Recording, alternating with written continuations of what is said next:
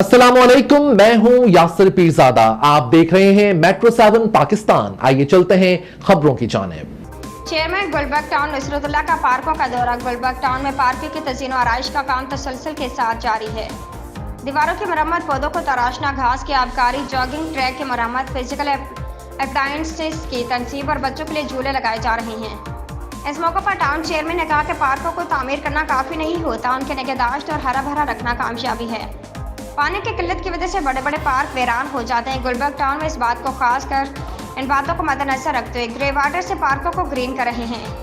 अरसा दराज से गैर फाल पार्कों को फाल करना एक टास्क था, मगर महकमे बागात के अफसरान और अमले की मेहनत से 10 माह के अरसा में अक्सर पार्कों को फाल कर दिया गया है, जो कि हमारी जिम्मेदारी का एक हिस्सा था। इसके साथ आयशा मंजिल से लुंडी कोतल तक ग्रीन बेल्ट की तामीर का काम भी जारी है, जिसमें खुशनुमा फूलों के पौधे लगाए जाएंगे, जो कि गुलबर्ग की आवाम के लिए खुशनुमा तब्दीली होगी।